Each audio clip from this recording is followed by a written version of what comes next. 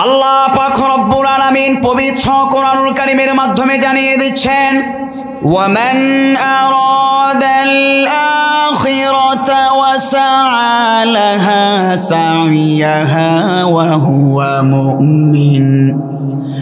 মহান রব্বুল আলামিন পৃথিবীর মানুষদেরকে লক্ষ্য করে বলছেন, ও দুনিয়ার মানুষেরা, এই পৃথিবীর মধ্যে দুই ক্যাটাগরির মানুষ রয়েছে। এক শ্রেণীর মানুষ যারা আমি রব্বুল আলামিনকে রব বলে বিশ্বাস করে না, আবার আরেক শ্রেণীর মানুষ রয়েছে যারা আমি রব্বুল আলামিনকে রব বলে ঘোষণা দেয়। আমি রব্বুল আলামিন এই দুই শ্রেণীর মানুষের উদ্দেশ্য দুইটা বর্ণনা করে দিচ্ছি। আল্লাহ পাক রব্বুল আলামিন বলছেন, যারা কাফের মুশরিক তাদের উদ্দেশ্য হচ্ছে নারী বাড়ি গাড়ি, অর্থাৎ দুনিয়াতে যা ইচ্ছা তাই করো। ও দুনিয়ার ইমানদার বান্দাগণ, তোমাদের উদ্দেশ্য কিন্তু ওই কাফের মুশরিক বেদিনদের মতো নয়, বরং তোমাদেরকে আল্লাহ তাআলা আমি রব্বুল আলামিন একটা উদ্দেশ্য দিয়ে পাঠিয়েছে এই পৃথিবীর মধ্যে। আল্লাহ পাক রব্বুল আলামিন আমার আপনার কি টার্গেট, কি উদ্দেশ্য হবে এই দুনিয়ার মধ্যে, সেটাই পবিত্র কোরআনুল কারীমের সূরাতু বনী ইসরাঈলের 19 নম্বর আয়াতে কারিমার মাধ্যমে জানিয়ে দিচ্ছেন। আল্লাহ পাক রব্বুল আলামিন বলছেন, ওয়ামান আরাদাল আখিরাতা ওয়া সাআ লাহা সাইয়াহা ওয়া হুয়া মুমিন ফাউলাইকা কানা সাইয়ুহুম মাশকুর।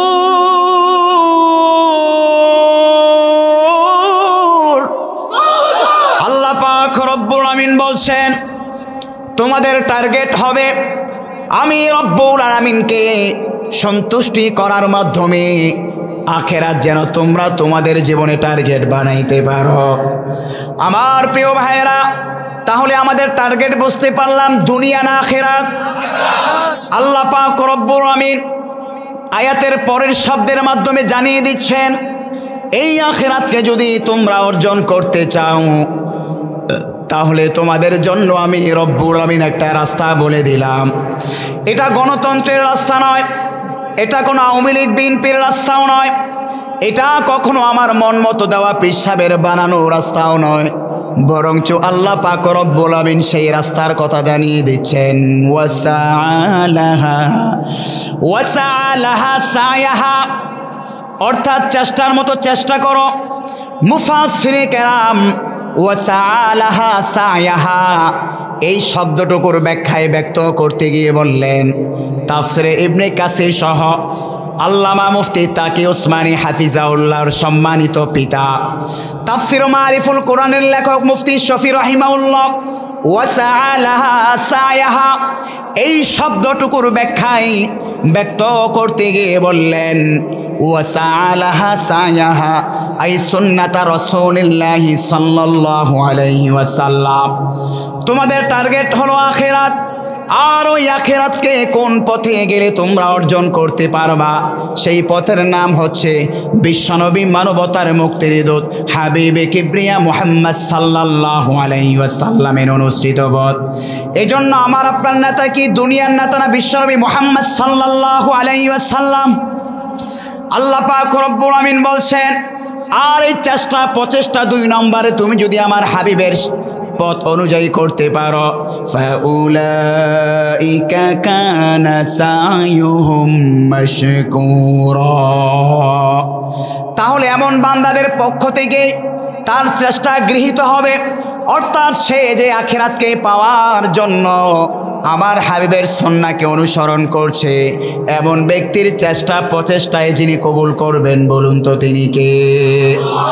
আমার প্রিয় ভাইয়ের আফসোস পরিতাপের বিষয়, আল্লাহ পাক রব্বুল আলামিন এই উম্মতে মুহাম্মদীকে এমন 4টা অমূল্য সম্পদ দান করলেন, যেই 4টা সম্পদ আল্লাহ পাক রব্বুল আলামিন পৃথিবীর মধ্যে যে 1.25 লক্ষ নবী কিংবা তার বেশি কম হতে পারে যত নবী রাসূল আল্লাহ তাআলা প্রেরণ করলেন, কোন নবী রাসূলদেরকে এই 4টা সম্পদ এই বৈশিষ্ট্যগুলি আল্লাহ দেন নাই।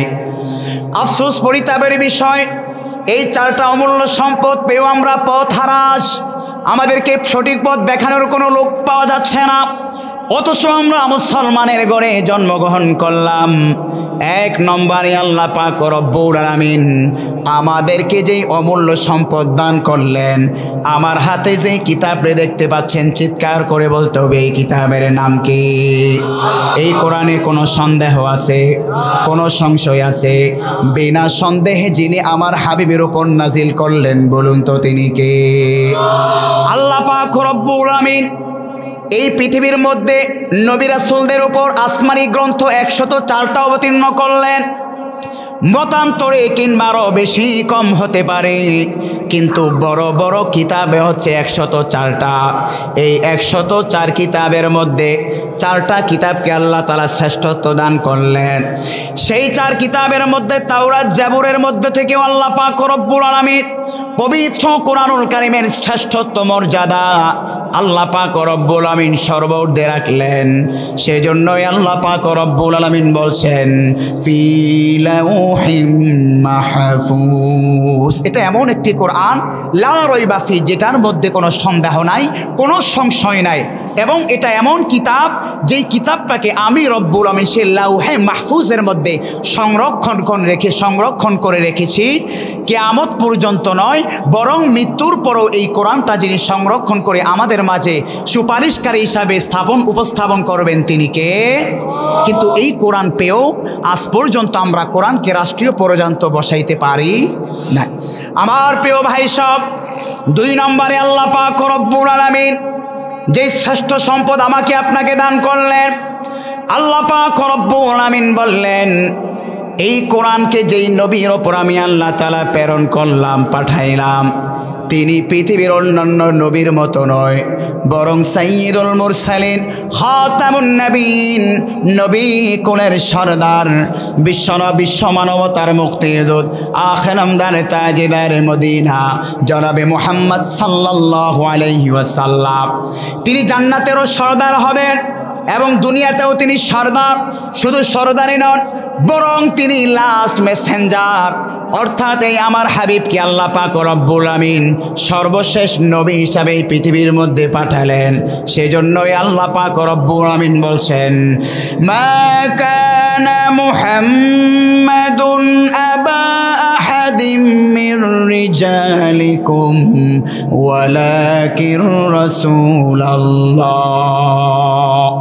আল্লাহ বলছেন, আমার হাবিবের পরিচয় তুলে ধরছেন, মুহাম্মদ সাল্লাল্লাহু আলাইহি ওয়াসাল্লাম তোমাদের পুরুষদের কোনো পিতা নন।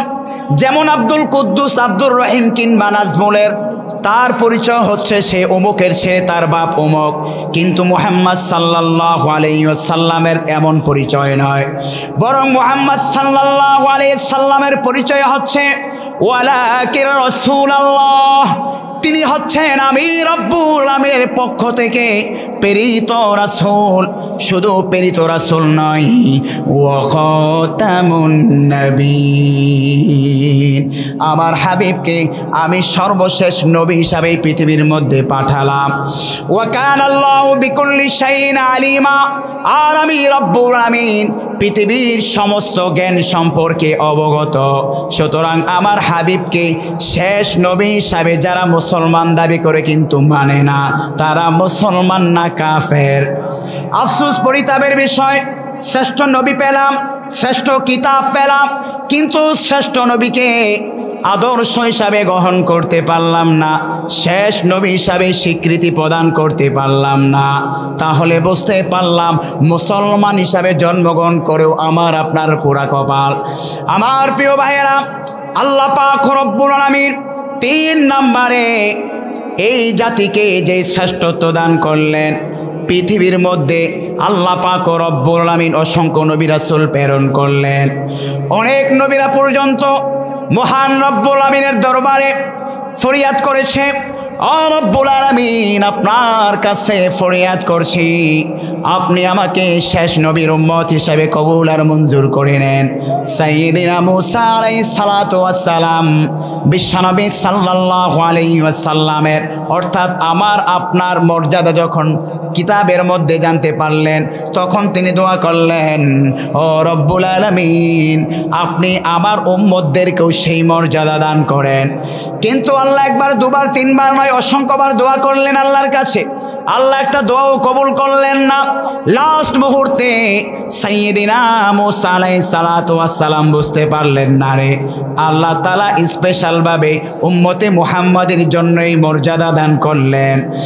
তারপরে মুসা আলাইহিস সালাতু ওয়াস সালাম আল্লাহর কাছে দোয়া করলেন, ও রব্বুল আলামিন শুধুমাত্র আপনার কাছে একটা দরখাস্ত, আপনি আমাকে শেষ নবী তথা মুহাম্মদ সাল্লাল্লাহু আলাইহি ওয়াসাল্লামের উম্মত হিসাবে কবুল করে নিন, এই দোয়াটাই আমি চাই। কিন্তু আল্লাহ তাআলা মুসার দোয়াও কবুল করে নাই। তবে হাদিসের কিতাবের মধ্যে পাওয়া যায় একমাত্র মারিয়াম আলাইহিস সালাতু ওয়াস সালামের সন্তান, যিনি বাবা ছাড়া পৃথিবীর মধ্যে জন্মগ্রহণ করেন, সাইয়্যিদিনা ঈসা আলাইহিস সালাতু ওয়াস সালামকে এই পৃথিবীর মধ্যে আমার আপনার নবীর শেষ উম্মত হিসাবে তার দোয়াটাই কবুল করে নিয়েছেন। কিন্তু আফসোস পরিতাপের বিষয়, কাল কিয়ামতের ময়দান সহ প্রথম যে আল্লাহ পাক রব্বুল আলামিন আমাকে আপনাকে দাঁড় করিয়েছিলেন সে আলমে আরওয়াহের মধ্যে, ওইখানে কি আমি আপনি কখনো দোয়া করেছিলাম যে আল্লাহ শেষ নবীর উম্মত করেন? দোয়া করেছিলাম কি বলেন?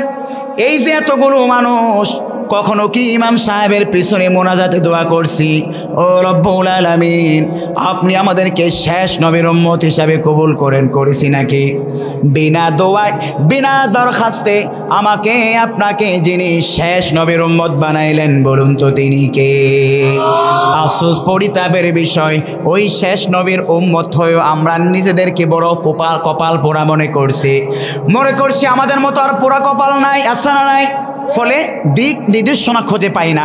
পৃথিবীর মধ্যে এমন অনেক মুসলিম আমরা আছি, মনে করি আহারে এই মুসলমানের ঘরে জন্মগ্রহণ করেছি বলে এত নির্যাতন, এত লাঞ্ছনা, ফলে ফিলিস্তিনের মুসলমানদের ওপর এত নির্যাতন, আমার ভারতীয় মুসলমানদের উপর এত নির্যাতন, আমার মিয়ানমারের ভাইদের উপর এত নির্যাতন। অনেক সময় হতাশা থেকে এই কথাটা আমরা বলি না, কিন্তু আপনি জানেন এই শেষ নবীর উম্মতের কত ফজিলত, এবং বিশ্বনবী সাল্লাল্লাহু আলাইহি সাল্লাম এই ইসলামকে বুলন্দ করার জন্য নিজে কত ত্যাগ তিতিক্ষা কষ্ট সহ্য করেছেন। কাজেই ওই কষ্টের এক বিন্দু পরিমাণও যদি আমাদের জীবনে আসতো, আমার মনে হয় এই মুহূর্তে আমরা ঈমান হারা হয়ে বেঈমান হয়ে চলে যেতাম। কথা বলেন ঠিক না বেঠিক? আমার প্রিয় ভাইয়েরা, এজন্য আল্লাহ পাক রব্বুল আলামিন আমাকে আপনাকে যেই শ্রেষ্ঠ মর্যাদাগুলো দান করলেন, এই শ্রেষ্ঠ মর্যাদার প্রশংসা করে কি কখনো শেষ করতে পারবো? এজন্য শ্রেষ্ঠ কিতাব পেয়ে আমরা সকলেই ধন্য না অধন্য? আবারও পড়ছি আলহামদুলিল্লাহ। আমার প্রিয় ভাইয়েরা, বলছিলাম সূরাতু বনী ইসরাঈলের 19 নম্বর আয়াতে কারিমার আলোকে আমাদের টার্গেট কি? দুনিয়া না আখিরাত? ওই আখিরাতকে পাওয়ার জন্য রাস্তা কি দুনিয়ার রাস্তা না বিশ্বনবীর রাস্তা? তবে বিশ্বনবীর রাস্তায় অনেকে উঠতে গিয়ে ভুল পথে পা বাড়ায় কি বাড়ায় না? নবীজির ভালোবাসা অধিক প্রকাশ করতে গিয়ে অনেকেই ভুল পথে পা বাড়ায়, নিজেকে বিশ্বাসীকে রাসূল দাবি করে, নিজেকে মহা সুন্নতের দাবিদার দাবি করে, নিজেকে বিশাল বড় সুন্নতওয়ালা দাবি করে। এমন অনেক মানুষ পাওয়া যায় নিজের নামের শেষেও বিভিন্ন লকব লাগায় যে নবীর আমি আশেক। আফসোস পরিতাপের বিষয়, নিজের দাড়ির মধ্যে নবীজির সুন্নত নাই, নিজের পোশাকের মধ্যে নবীজির সুন্নত নাই, নিজের চুলের মধ্যে নবীজির সুন্নত নাই, নিজের পারিবারিক জীবন, রাষ্ট্রীয় জীবন, সামাজিক জীবনেও নবীর সুন্নত নাই। আবার ওই নবীকে নিয়ে যখন নাস্তিক কুলাঙ্গাররা কটূক্তি করে, তখন আমি বিশ্বে আশিক রাসূল হওয়া সত্ত্বেও আমার মনে একটা প্রতিবাদেরও বাসা দেখা যায় না। কথা বলেন ঠিক না বেটে? তুমি নবীর উম্মতে দাবি করো, সুন্নাহ মানো না, নবীর অপমানে তোমার হৃদয় কাঁপে না, তুমি বিজাতীয় সংস্কৃতিতে সপেছ হৃদয়, তুমি বিজাতীয় সংস্কৃতিতে সপে পেছ হৃদয়, কেমন মুসলমান তুমি, কেমন মুসলমান আসনা নাই। আমার প্রিয় ভাইরা, বলছিলাম বিশ্বনবী সাল্লাল্লাহু আলাইহি ওয়াসাল্লামের আদর্শকে এবং কোন পথে গেলে তার আদর্শ পাওয়া যাবে সেই রাস্তা এবং সেই পথটাও সঠিকভাবে চিনতে হবে। আল্লাহ পাক রব্বুল আলামিন পবিত্র কোরআনুল কারীমের সূরাতুল ফাতিহার মধ্যে সেই রাস্তা আমাদেরকে জানিয়ে দিলেন। সকলে পড়ুন, ইহদিনাস সিরাতাল মুস্তাকিম সিরাতাল্লাযীনা আন'আমতা আলাইহিম। নামাজে এই আয়াতটা তেলাওয়াত করি না আমরা? কত সুন্দর দোয়া আমরা করি, আল্লাহ ইহদিনাস সিরাতাল মুস্তাকিম, আপনি আমাদেরকে সহজ সঠিক রাস্তায় পরিচালিত করিয়েন, আপনি আমাদেরকে এমন রাস্তায় পরিচালিত করিয়েন না গায়রিল মাগদুবি আলাইহিম ওয়ালাদ-দাল্লিন, যেই পথে আপনার পথভ্রষ্টতা রয়েছে, যেই পথে আপনার জাহালত রয়েছে, যেই পথে ইহুদি খ্রিস্টানদের পথ রয়েছে, আপনি আমাদেরকে এই পথে পরিচালিত করিয়েন না। আমরা কত সুন্দর করে আল্লাহর কাছে দোয়া করি, কিন্তু আফসোস পরিতাপের বিষয়, এই দোয়া শেষ করতে না করতেই সেই আল্লাহর কপালে যেই বান্দা আমি সাজদা করলাম সেই বান্দাই কিনা আবার বাবার দরবারে গিয়ে সাজদা করে। কথা বলেন ঠিক না বেঠিক? প্রিয় ভাইয়ের আমার, বাংলার এই জমিনকে দুই শ্রেণীর বাবা ধ্বংসের দ্বারে পান্তে নিয়ে যাচ্ছে। এক হচ্ছে ইয়াবা বাবা, আরেক বাবার নাম হলো খাজা বাবা। এক বাবাই আমার আপনার কলিজার টুকরা যুবকগুলোকে নষ্ট করছে ইয়াবার মাধ্যমে, আরেক বাবা সরল মনা মুসলমানদের ইমানগুলো নষ্ট করছে। বাংলার এমন জমিনে এমন ভণ্ড পীরের দরবার আছে না নাই? পীরগিরি আর মাজার পূজা চলছে দেশটা জুড়িয়া, সেরে কি আর ভণ্ডামিতে দেশটা গেছে বরিয়া। কথা বলেন ঠিক না বেঠে? পীরগিরি আর মাজার পূজা চলছে দেশটা জুড়িয়া, সেরে কি আর ভণ্ডামিতে দেশটা গেছে বরিয়া। গাজার কলকে টান মারিয়া, কিসের কলকে টান মারিয়া? গাজার কলকে টান মারিয়া, হায়রে দেখাই বাবার শান।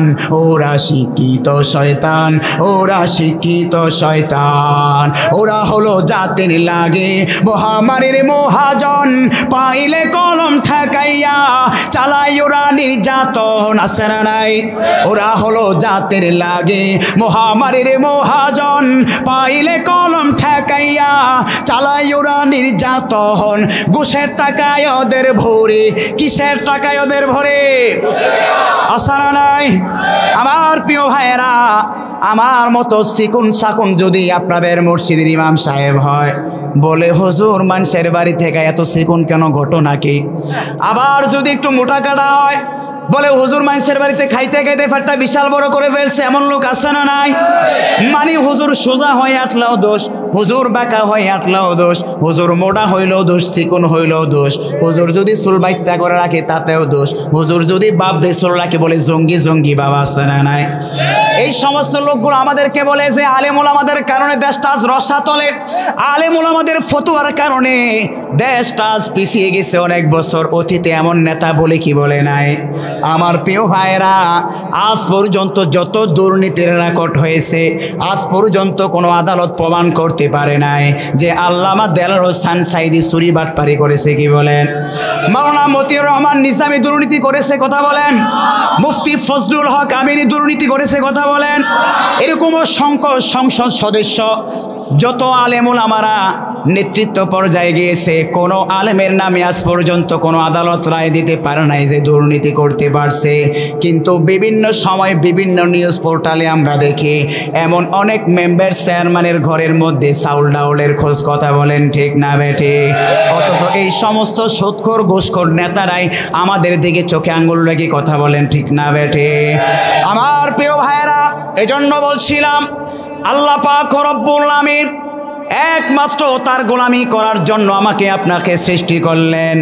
সুতরাং সদা সর্বদাই কপালটা বাবার দরবারে ঠেকাবো না আল্লাহর দরবারে ঠেকাবো। বাংলার এই জমিনকে দুই শ্রেণীর বাবা ধ্বংসের দ্বারে পান্তে নিয়ে যাচ্ছে। এক হচ্ছে খাজা বাবা, আরেক বাবার নাম হলো ইয়াবা বাবা। এই বাবাগুলোর দরবারে গেলে দেখবেন রাতের আধারে এমন এমন দৃশ্য, মহিলাদের সাথে পর্দা করা ফরজ, কিন্তু বাবার দরবারে গিয়ে দেখবেন খালি মহিলা আর মহিলা আছে। না নাই?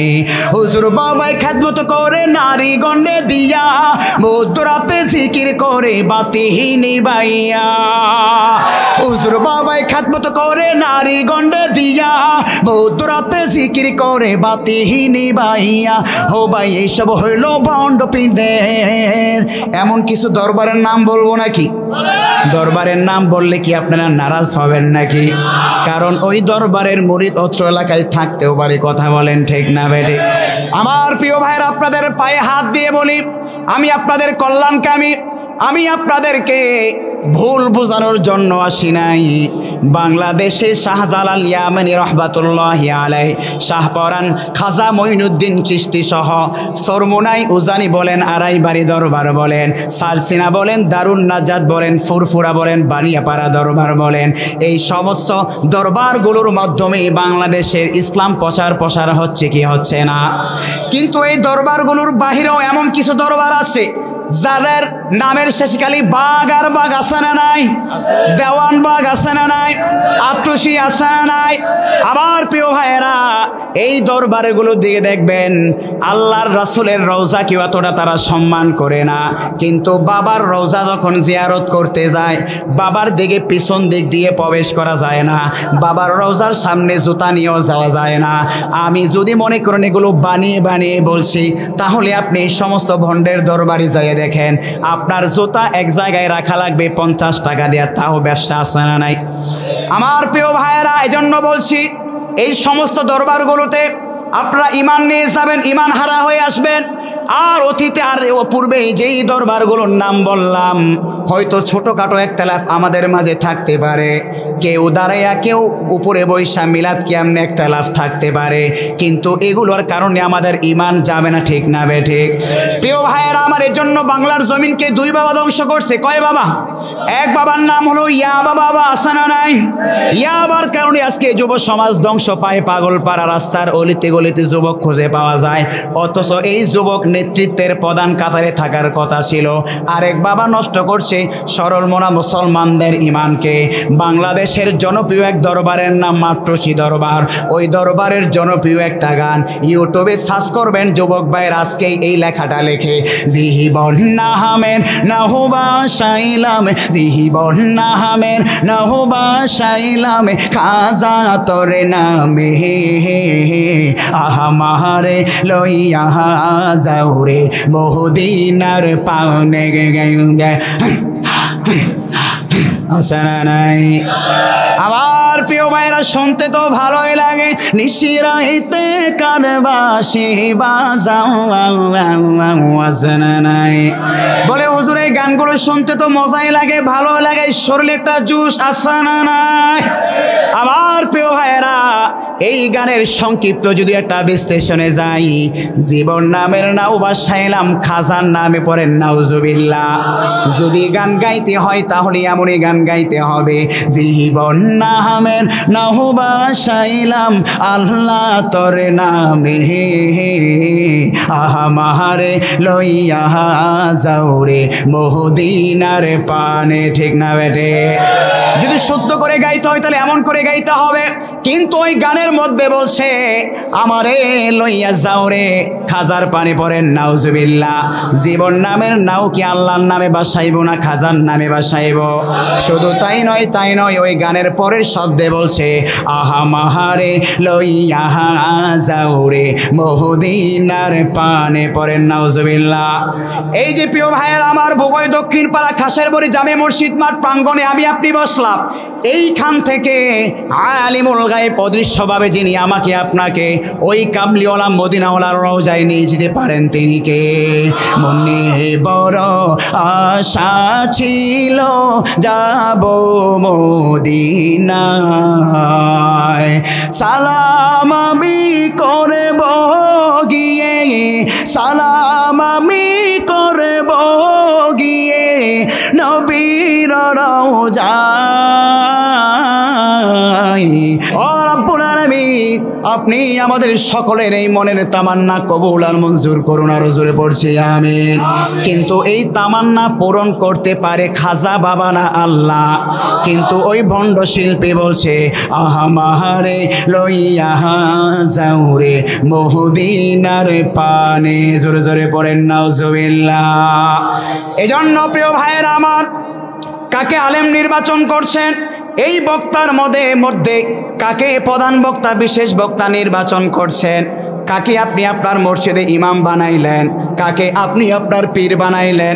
এগুলো দেখে বুঝে তারপরে আপনাকে সঠিক আলেমের হাত ধরতে হবে। কারণ বেশভূষায় আমার মধ্যে ভণ্ডামি থাকতে পারে কি পারে না। এজন্য দেখে শুনে হুজুর ধরতে হবে।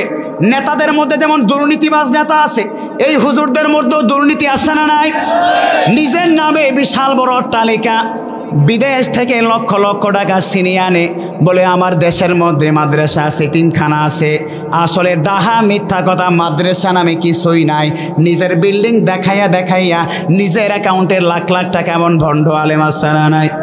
এজন্য খুব সাবধান আলেম নির্বাচন করার ক্ষেত্রে। আমার প্রিয় ভাইয়েরা, আপনাদের মনে আছে তো কোন আয়াতে কারিমার তাফসীর বলছিলাম? সূরা বনি ইসরাইল। কি ইসরাইল? সূরা বনি ইসরাইলের 19 নম্বর আয়াত। আমার আপনার টার্গেট কি দুনিয়া না আখিরাত? মহান রব্বুল আমিন বলছেন ওয়ামান আরাদাল আখিরাতা ওয়া সাআ লাহা সাইয়াহা। ও দুনিয়ার গোলামরা, তোমাদের 1 নম্বর টার্গেট হবে আখিরাত। আর ওই আখিরাতকে পাওয়ার জন্য জীবনের যত কিছু প্রয়োজন, এই সব কিছু তোমার অর্জন করতে হবে। আমার প্রিয় ভাইরা আমার, ওই দুনিয়াকে পাওয়ার জন্য আমি আপনার জীবনটা কেমনভাবে কাটিয়ে দিচ্ছি। আমার আপনার জীবন ব্যবস্থা দেখলে বোঝাই যায় না যে আমি একজন মুসলমান না বেঈমান। কথা বলেন ঠিক না বেঠিক? লেবাস নাই, টুপি নাই, দাড়ি নাই, কিছু নাই। এমনভাবে সেই সকালবেলা ছুটছি তো ছুটছি, সেই সন্ধ্যা ঘরের মধ্যে ফিরছি, অফিস করছি গরুর মতো খাটনি করে, নামাজও নাই, রোজাও নাই, হজও নাই, টাকা পয়সা হলে। আমার প্রিয় ভাইরা আমার, এই যে আমার আপনার টার্গেট বানাইলাম আখিরাত, সেই টার্গেট পেতে হলে আমলও করতে হবে। কিন্তু আমলের আমার আপনার বালাই নাই। এজন্য আল্লাহ পাক রব্বুল আমিন বলছেন, ও দুনিয়ার মানুষেরা, তুমি তো আখিরাতকে টার্গেট বানাইলা তো বানাইলা আখিরাতকে টার্গেট, কিন্তু তোমার জীবন ব্যবস্থার পরিচালনা দেখে বোঝা যায় না তুমি আখিরাতকে টার্গেট বানাইছো। আল্লাহ বলছেন, আমি আল্লাহর আখিরাতকে তোমাকে কোন জিনিস ভুলিয়ে রাখলো? আল্লাহ বলছেন কোনো জিনিস ভুলাইয়া রাখে নাই, বরং একটা জিনিস তোমাদেরকে আখিরাত থেকে ভুলাইয়া রাখছে। কাল্লা বাল তুহিব্বুনাল আজিলা, এই দুনিয়ার ভালোবাসাই তোমাদেরকে আখিরাত থেকে ভুলিয়ে রেখেছে। আমার প্রিয় ভাইয়েরা, অথচ আল্লাহ পাক রব্বুল আমিন এই দুনিয়ার উদাহরণ পবিত্র কোরআনুল কারীমের অন্য আয়াতে কারিমার মাধ্যমে তুলে ধরছেন। খুব খেয়াল করে শুনুন আমার প্রিয় ভাইয়েরা। আল্লাহ পাক রব্বুল আমিন এই পৃথিবীর মানুষদেরকে এই দুনিয়ার একটা উদাহরণ পেশ করছেন পবিত্র কোরআনুল কারীমের আয়াতের মাধ্যমে। ইলামু আন্নামাল হায়াতুদ দুনিয়া লাইবু ওয়া লাহবু ওয়া যিনাতু ওয়া তাফাখুরুম বাইনাকুম। আল্লাহ পাক রব্বুল আমিন বলছেন, টার্গেট তো বানাইলা আখিরাত, কিন্তু সেই আখিরাতকে পাওয়ার জন্য তোমার বিন্দু পরিমাণ চেষ্টা নাই। কোন জিনিস তোমাকে চেষ্টা থেকে দূরে সরিয়ে রাখলো? আল্লাহ বলছেন, কাল্লা বাল তুহিব্বুনাল আজিলা, কোনো জিনিস না, শুধু দুনিয়ার ভালোবাসা। আর সেই দুনিয়ার পরিচয় আল্লাহ উক্ত আয়াতে কারিমার মধ্যে তুলে ধরছেন। ইলামু, ও দুনিয়ার মানুষেরা খুব খেয়াল করে বোঝো, শোনো। ইলামু আন্নামাল হায়াতুদ দুনিয়া লাইব, এই দুনিয়ার পরিচয় আল্লাহ বলছেন, নিশ্চয়ই এই পার্থিব জীবন হায়াতুদ দুনিয়া লাইব, খেল তামাশার জায়গা, অনার্থক জায়গা। ওয়ালাহবু, অনার্থক অহিতুক জায়গা।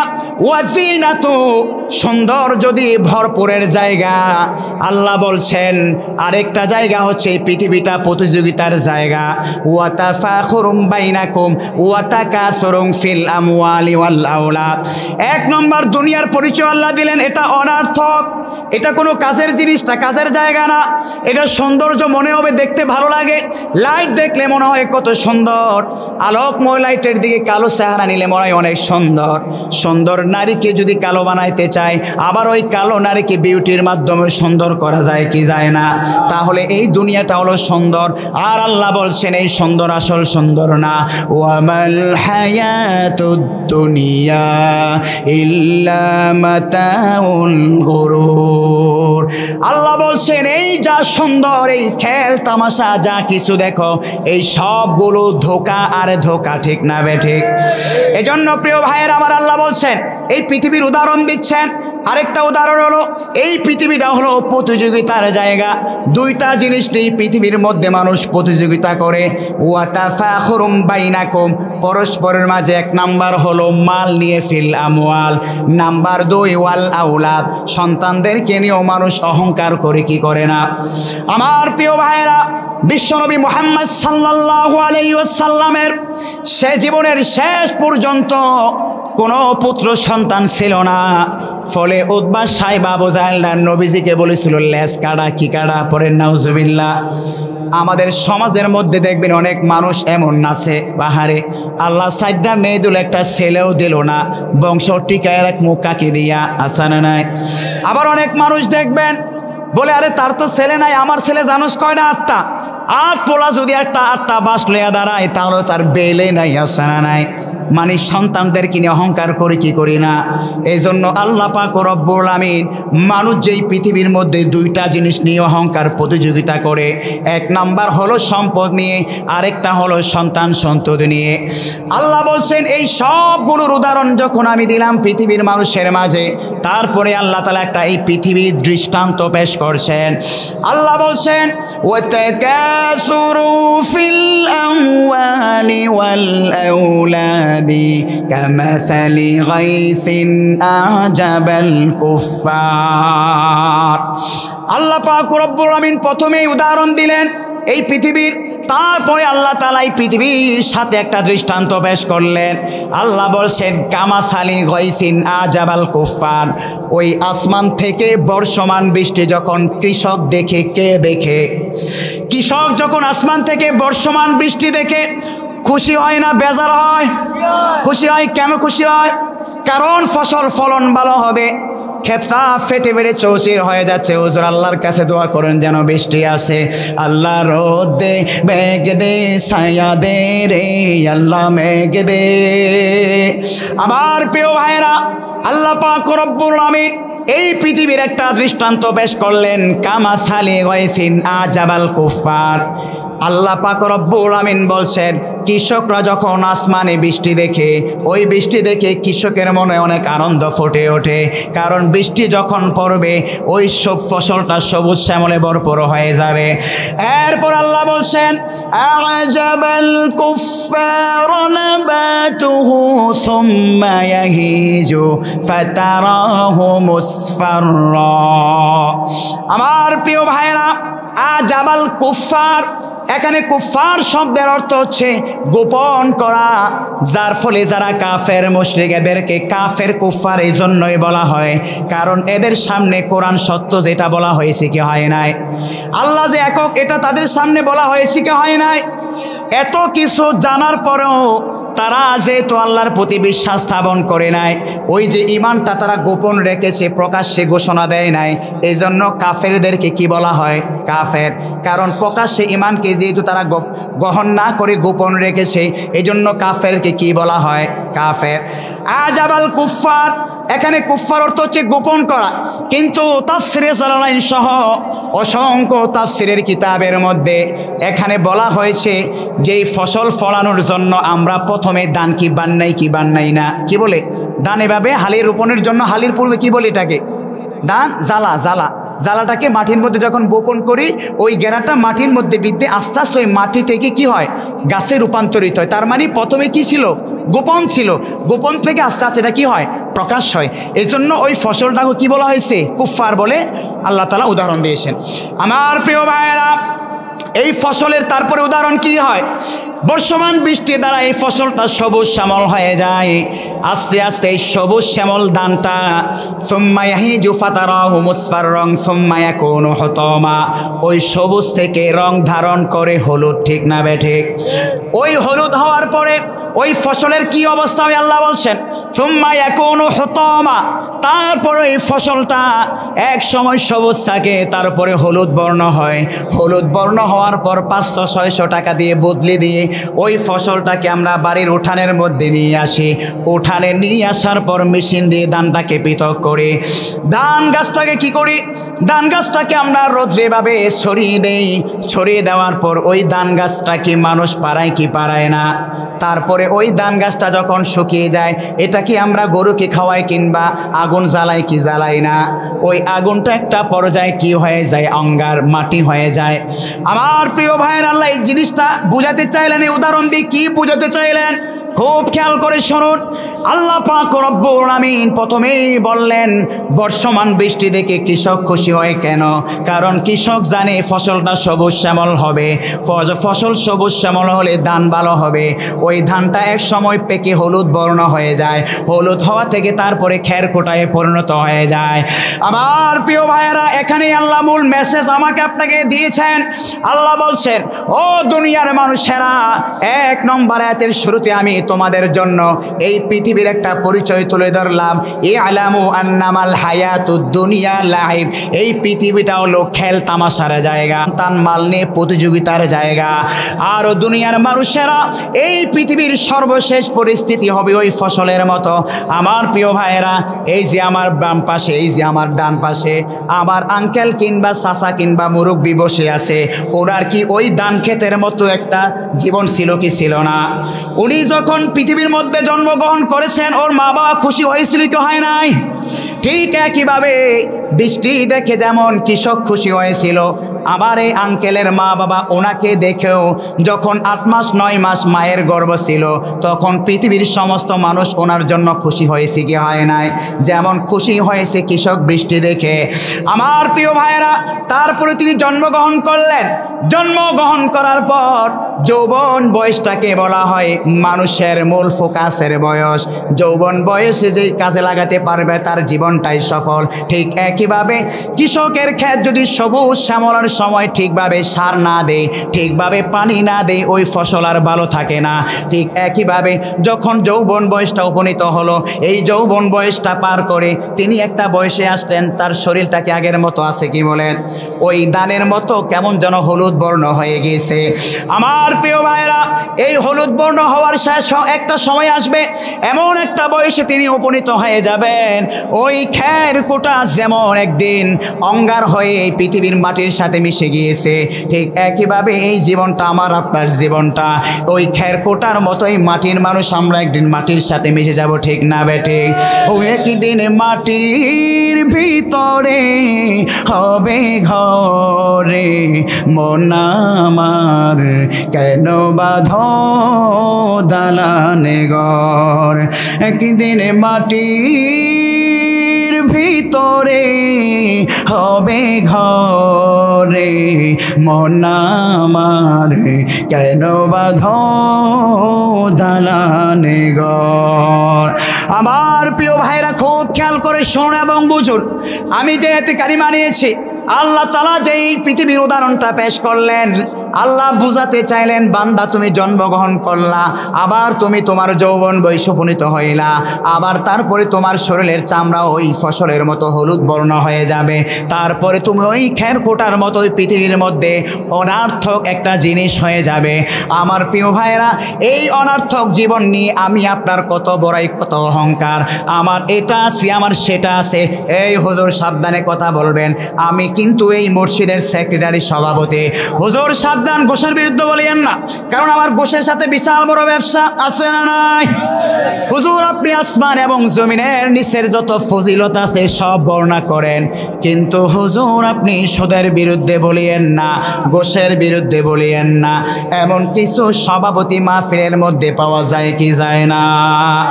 এজন্য প্রিয় ভাইরা আমার, মাহফিলে কাকে সভাপতি নির্বাচন করছেন দেখে শুনে বুঝে রাখবেন, ঠিক না বে ঠিক? কারণ এমন একজন সভাপতি রাখছেন যে হালাল হারাম তো দূরের কথা, সূরা ফাতিহাটা পর্যন্ত শুদ্ধ করে পড়তে পারেন, আছে না নাই? আলহামদুর জায়গায় পড়ে আলহামদুলিল্লাহ রাব্বিল আলামিন, আছে না নাই? সালাম পর্যন্ত শুদ্ধ করে দিতে পারে না, আসসালামু আলাইকুম আপনারা কেমন আছেন পড়েন নাউজুবিল্লাহ, আছে না নাই? পড়েন আসসালামু আলাইকুম, সঠিক উচ্চারণ কি? আসসালামু আলাইকুম। কিন্তু এমন মানুষ কি সভাপতি বানায় মসজিদ, মাহফিল, মাদ্রাসা, যে ব্যক্তি সালামটা পর্যন্ত শুদ্ধ করে দিতে পারে না। এই জন্য যারা আপনারা সভাপতি আছেন রাগ করতেছেন নাকি?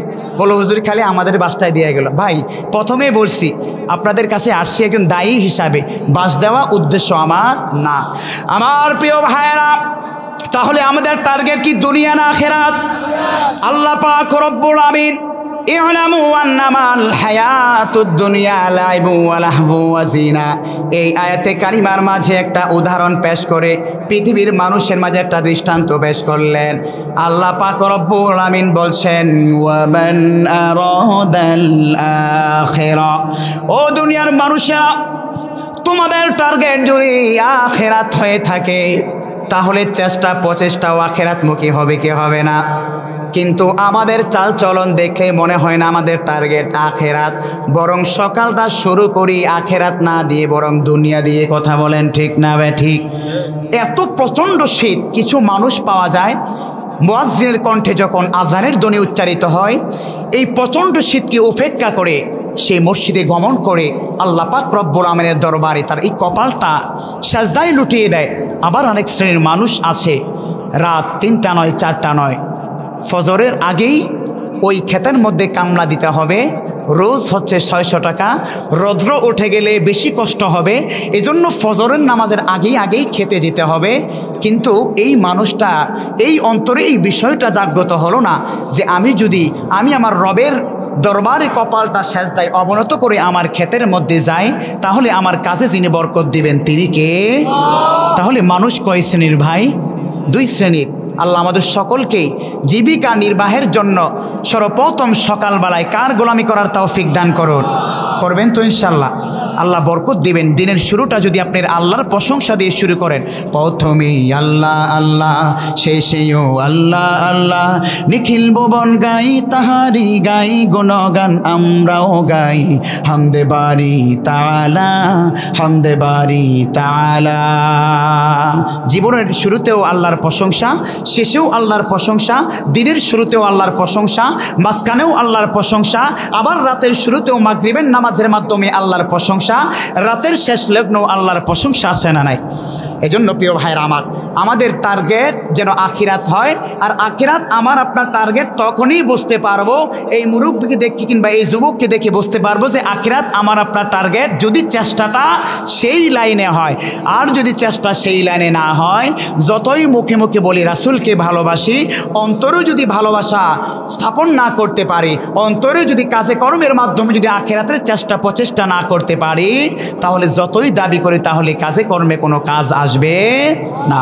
এজন্য প্রিয় ভাইয়েরা আমার, আল্লাহ তাআলা আমাদের সকলকে সেই আখিরাতকে টার্গেট বানিয়ে আমরা যেন আমাদের জীবনকে পরিচালনা করতে পারি সেই তৌফিক দান করুন। সকলে পড়ছি আমিন।